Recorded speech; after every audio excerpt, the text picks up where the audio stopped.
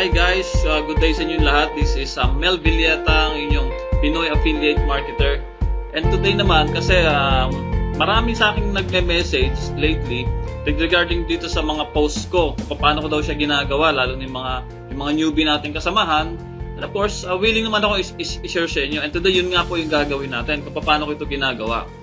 Okay, so sundan nyo ako ngayon para malaman nyo yung. Hindi naman to mahirap gawin kasi almost naka-ready na ito, i-edit nyo na lang. Okay, so sundan nyo ako ngayon. What you will do now is pumunta kayo dito sa canva.com. Okay, nakikita nyo itong canva.com. Pag pumunta nyo kayo sa canva.com, i-click nyo itong create designs. Okay, pag na-click nyo na yan, yung create designs, pupunta na kayo dito sa iba't ibang klaseng designs.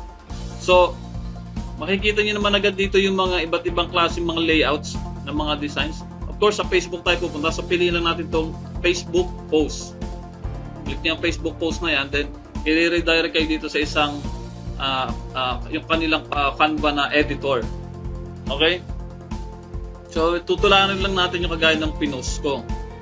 Okay? Ayan. Oops. Makikita ko na yung kanina rito eh. Ayun, ito, yan. So, i-click nyo lang yan. Yan, nalabas na yan.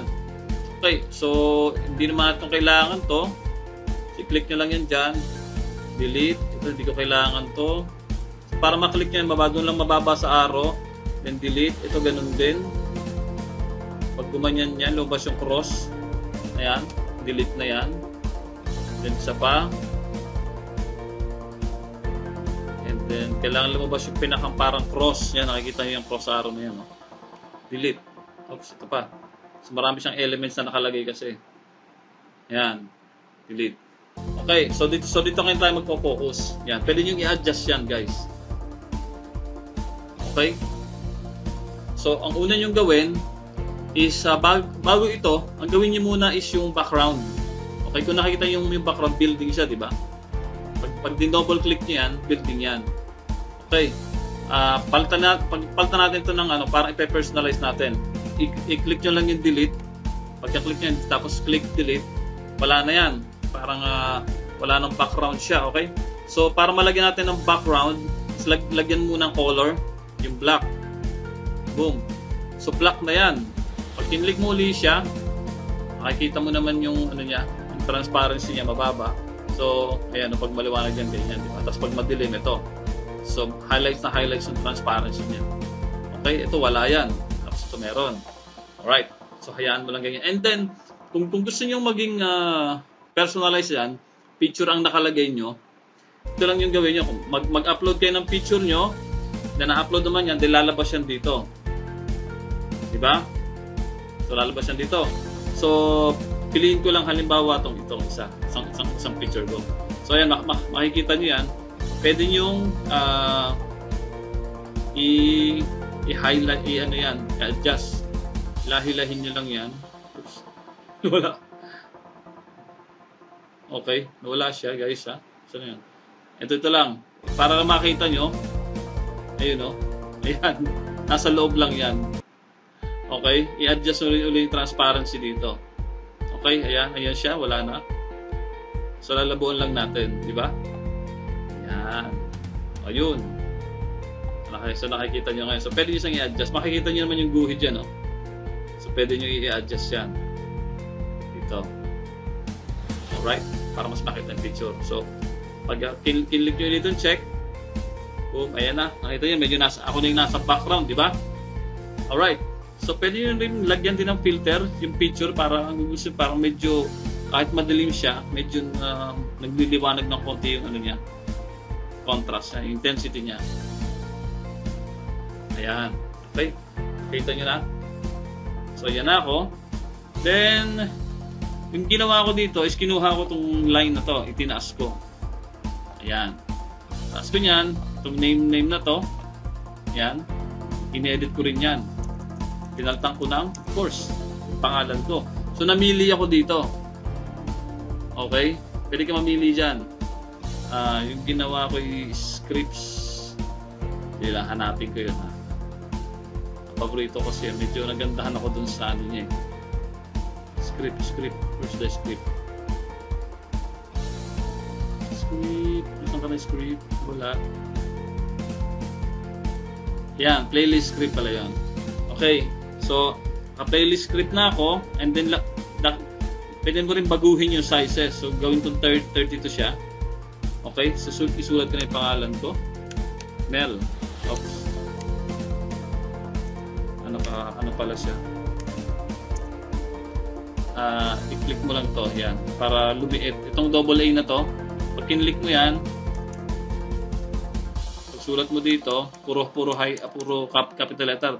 Pag kinlik mo lang isa, ayan o, nakalagay naman uppercase, control K. Pag kinlik mo lang isa, ayan, uppercase, tapos pag kinlik mo lang isa pa, ayan, small letter na yan. Okay? Okay, nakacaps na kasi ako. So, ayan na. Ayan. Ayan, okay. So, Mel Villeta. Of course. Yan yung name ko.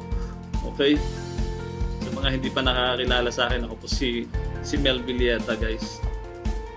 Okay. Palakayan ko pa siya ng konti. Para lang ma-highlight.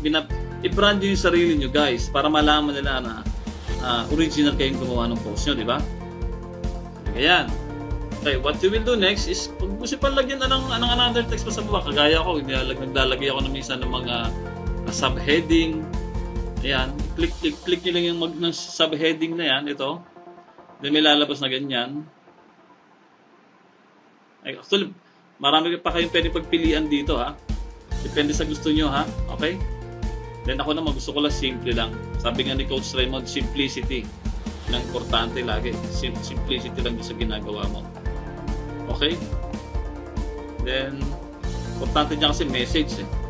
And then, ang gusto kong ano rito is yung ito, Montserrat. Okay. Kaya kulalagay ko lang ito. Pinoy affiliate marketer. Ayan. So, may tagline na ako dito sa baba. Yung binabrand ko na kasi yung ano ko.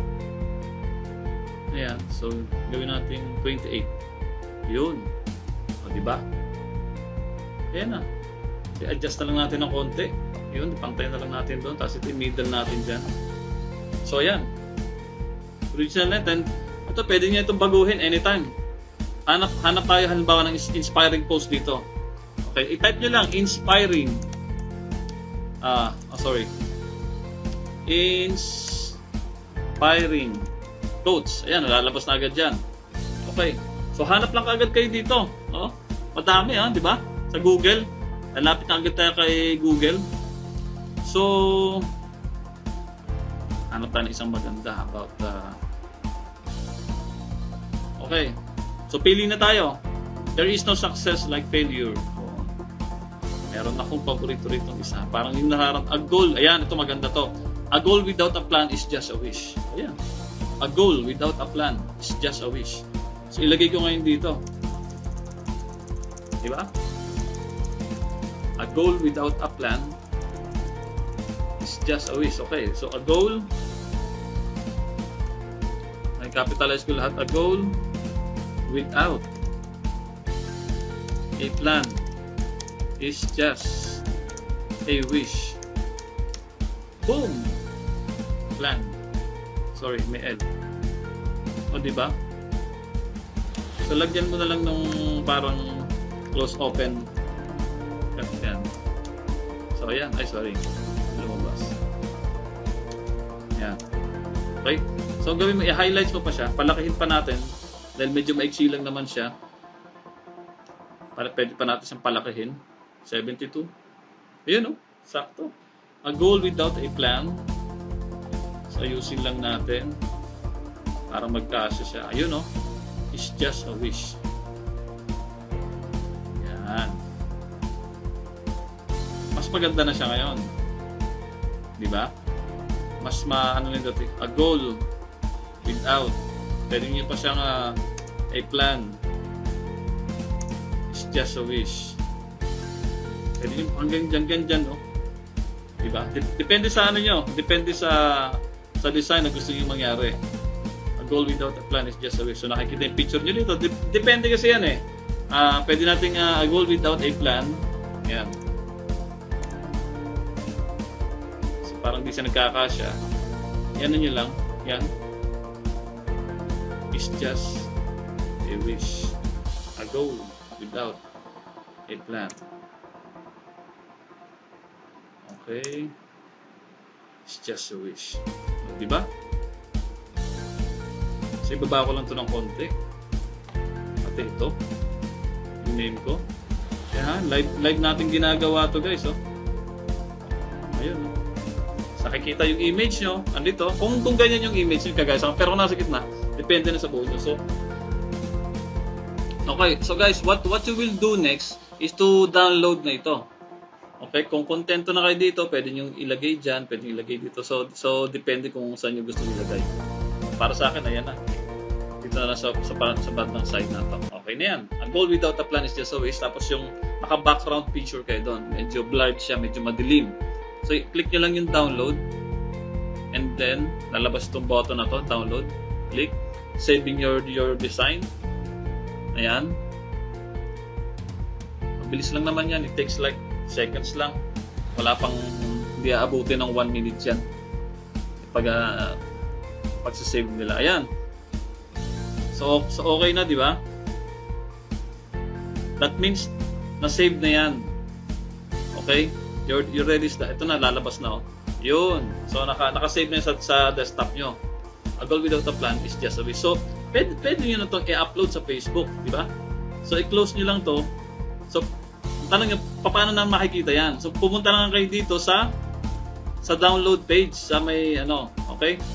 Dito ako, punta lang kayo sa folder nyo yung downloads, may nakalagay na downloads. Okay, baguhin ko lang yung view niya. Ayan, makikita nyo yan dito. Mag-download na siya doon sa may, ayun no, nakikita nyo to? Ayan. So, ayan na. Boom! A goal without a plan is just a wish. So okay na, meron na kayo pang post sa Facebook nyo, nakalagay pa yung name nyo, di ba? Nakalagay yung name nyo, tsaka yung pinaka-tagline nyo na ginagamit. Okay. Kung pag andito na kayo sa Facebook, pwede nyo siyang i-upload, di ba?